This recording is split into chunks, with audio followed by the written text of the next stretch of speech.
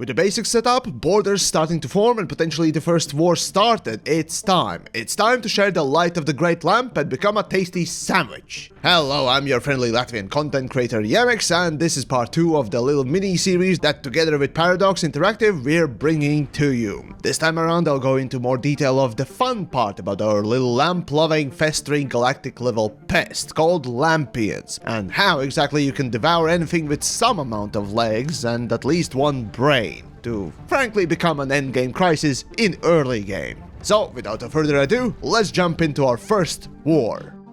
In part 1 I said you should always set up choke point defense stations and build strikecraft for its defense. Now if you have done that, then the first war will be very simple. At this point, I would also recommend you set your settings to auto-save on yearly basis, and on top of that, manually save every 10 years. Remember saves coming? That is, reloading the game from a save when you screw up? It's all part of learning. If you fail, reloading and playing the part differently can teach you something important, so use it. But back to the war at hand. As soon as the station is ready, it's a better idea to trigger the war yourself rather than waiting for your opponent to be prepared and declare it when they are ready. For the next little while, your opponent probably will not attack, but as their exhaustion nears 100%, expect some incoming attacks. Oh, and it's also a good idea to post a science vessel nearby to scan debris fields for easy stolen technology at this point. Once your opponent hits 100% exhaustion, it's time for you to start taking their stuff. See, once your opponent is at that 100%, at any point that it may seem that you may be losing, you can hit that settle for status quo, and they can't do anything about it. You will keep the systems taken. Also, Total War empires, unlike all others, don't need to bother with claiming systems to keep them. Once you destroy the enemy outpost, unless there is an inhabited planet in the system, the territory will be given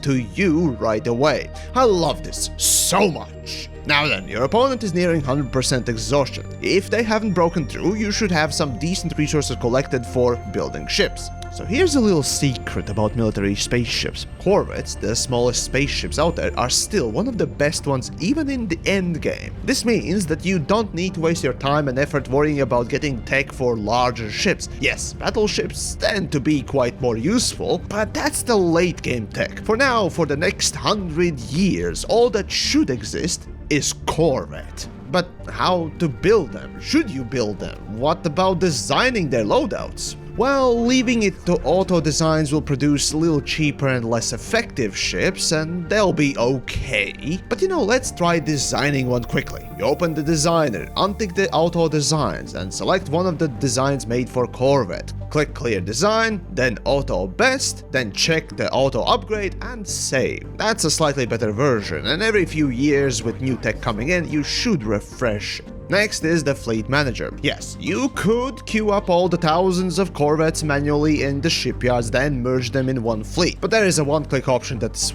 way better. You open a fleet manager, then click on the new fleet, selecting the design you just made or some other ones, then select the number of ships per fleet, and finally by clicking the reinforce button on each fleet or reinforce all, will select any and all shipyards and specific amount of ships that need building. Then, and here's the best part, these individual ships once made will automatically travel from shipyards to assigned fleets to join them, all on their own. But alright, you got some ships building, you got your enemy exhausted, while you have some headway yourself. It is time to invade and spread the lamp-loving moths to the new horizons like a moldy burger. Now simply order your fleet of ships to start attacking enemy-controlled systems. Once they are victorious, the territory is automatically added to you. Now, there could be a moment when a system is colored in your empire but is not added to your territory. Well, that means it's a feasting time. There is an inhabited planet in the system. Beforehand, it's probably a smart idea to build also some small army transport units, which now will be sent and landed on a planet to take over. Once the troops kill off resistance, the planet is yours and the horrific scenes that resemble the goriest 80s and 90s movies will take place.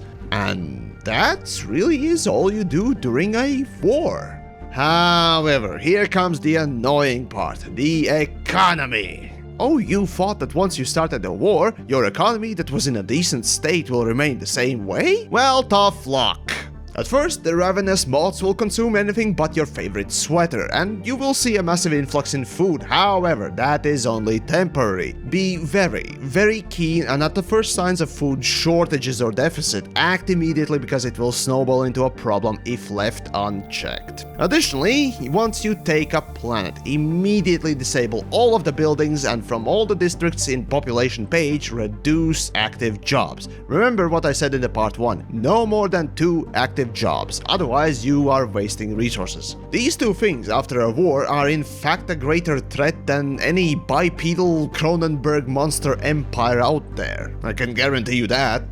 And that is it. Truly, that is all you need to know to have your very own galactic horror in the form of a lamp-loving moth empire. Every war from now on will literally be the same. Build ships, keep an eye on the economy, and consume, consume, consume. In fact, on the smallest galaxy with 3 enemy empires, I was able to devour them in under 100 years. By the time the mid-game crisis would appear, the game was already over. All that there was moth and lamp.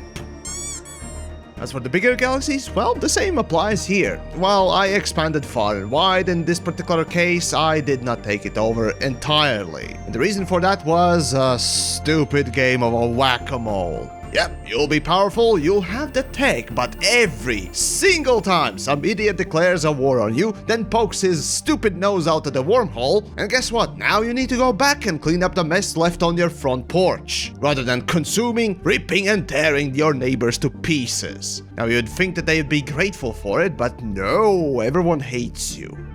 Well, that's the devouring swarm in a nutshell. The Total War empires are hard to get off the ground, but once the early game and the first war is over, frankly, the only thing that can stop you if you keep on the pressure is, well, your own mistakes. Like in my case when I did not secure the borders, and a wormhole, and a silly game of Stellaris an alien of the Galactic Council arose, but, you know, that's my own fault. Well, hopefully this intrigued you enough to try a more murderous approach to galactic conquest. I've been your friendly neighborhood Latvian called TheYamiks. Big thanks to Paradox Interactive for this collaborative effort, so do subscribe to the channel, and of course check out either the part 1 or other videos. As for me, well, I'm off to play a whack an alien again.